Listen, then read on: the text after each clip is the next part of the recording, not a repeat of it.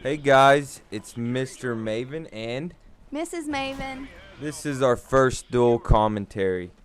we want to start off by first wishing everyone a very Merry Christmas. Mr. Maven and I are about to spend our second Christmas together, and we wanted to share how we first met with you guys. Of course, his version is going to be just a little different than mine. So it all started when I was at the bar with a few buddies, about to order a beer. I felt this chick kept staring at me, and then suddenly she started approaching me and asked if she knew me. I had no idea who this chick was. Well, the next thing I know, she spills this $5 whiskey shot all over my brand new kicks. That's not exactly how it happened. I was standing at the bar with my friends, and I felt someone staring at the back of my head. So I turned around and then noticed this hot guy. And then I turned back to my friend and I was like, since when are there hot guys here? And she's like, why, do you see someone? I'm like, yeah. And she's like, he looks really familiar. I'm like, yeah, he does. So I decided to walk back there in my high heels after I'd already drank a little bit, which was a bad idea because I felt like I was walking like a baby giraffe. And I stumbled a little and spilled a shot. It just so happened it landed on him. That's bullcrap. Anyways, I was pissed, so I just walked off and gave her the cold shoulder. Once I cooled off the next day, I decided to hit her back up on Facebook, letting her know that she owes me a dang drink for ruining my night. And then, before I know it, we're texting back and forth, and I was planning our first date to go on this hiking trip. I had already sealed the deal with the text messages that week. He just didn't know it yet. He was already in love. No, definitely not true. A few days later, so I picked her up. Had a full tank of gas. I had my map to get me there.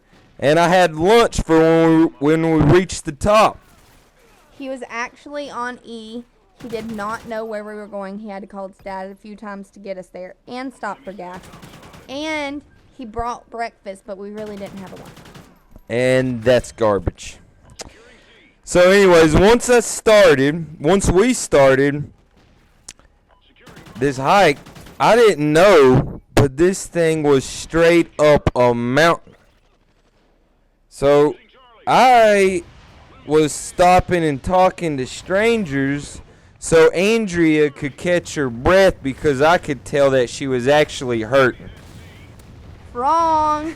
He was trying to get in front of me, and he would stop and talk to random people to try to play it off, but I knew that he was dying the whole time. He was so out of breath. And guys, that's not true at all. Anyways, so about halfway up this hike, we see this like concrete pad. And of course, all normal human beings would know that that is a helicopter pad for when someone gets hurt. Well, this chick had no idea what this helicopter pad was. That part is true. That's the only truth he said. I'm just telling all truth, baby. But anyways, we get to the top, thousands of feet above elevation, by the way. Wait. Didn't you tell me there was like rattlesnakes on that pad or something crazy happened? No. Yeah, you did. You No. told me that someone got bit by one time. That was bullcrap. Probably.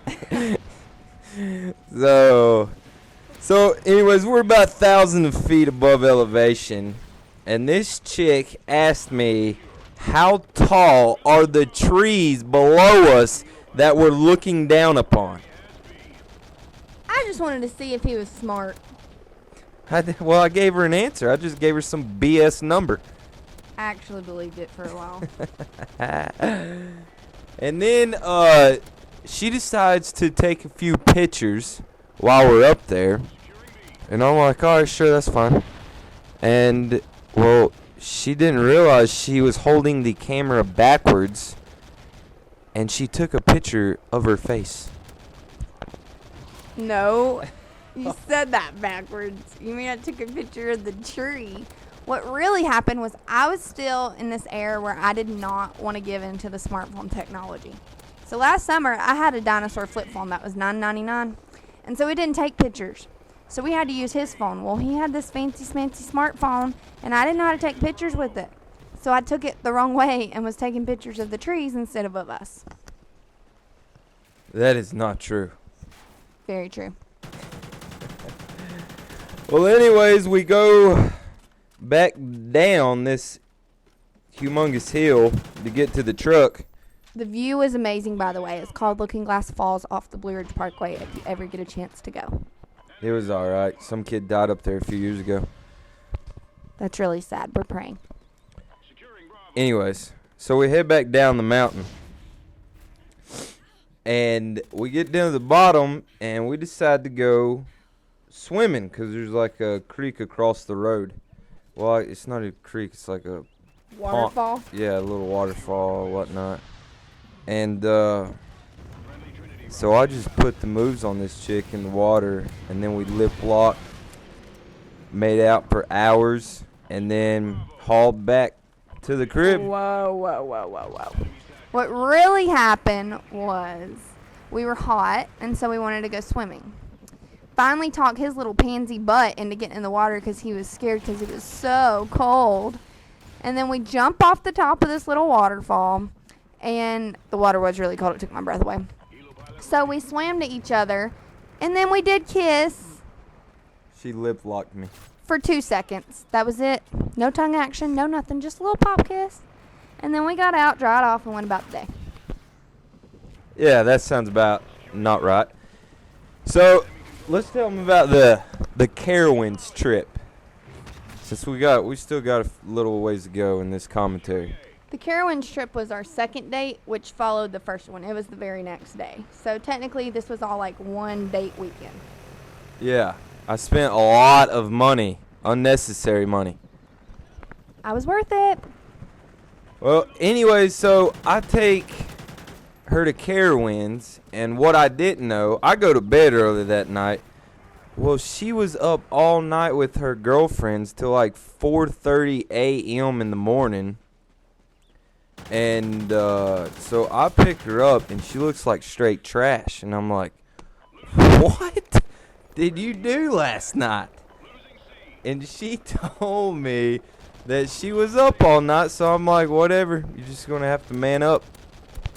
Okay, the straight trash part, he didn't mean. So he's going to take that back publicly. I'm sorry. I look beautiful, admit it. She did. Okay. See, even after I had an hour's sleep, I was still good. Anyways, so we finally get to Carowinds, and we start riding all these fancy, wonderful rides. And this chick it was at the end of our Carowinds trip. She gets on this last ride with us, and right when we reach the end of this ride, she has like 5 gallons of puke just held in her mouth, and she's looking at me like, what should I do with this? And I'm like, spit it out. And then you hear these little 5-year-old kids going, ooh, mommy, look at this girl throwing up everywhere. I had told him that I wasn't feeling good and that I didn't want to get on the ride. Mind you, we had already been riding for like 6 hours, and I was a tough soldier the whole day. It was insane. Babe, did you just nuke something? No, I did not nuke anything. I'm still trying to learn, guys. Well, anyways, that is how we first met. Ain't that right? Yeah. It's pretty amusing when you look back at it. I wish that we could have a video to really show you how awesome that date was, but hands down, best first date / second date I've ever been on. Took me puking for him to fall in love. Well, I look at it like this. Whenever you meet a dime piece and she lets you play Call of Duty, as well as she's funny, keep her. Well, I guess whenever you meet that sweet guy who's just always trying to be funny and caring, and he gives you butterflies even after we've been together this long, you should keep him. Well, guys, we're going to cut this commentary short. I hope you enjoyed it. Feel free to subscribe, and we're out. Keep watching.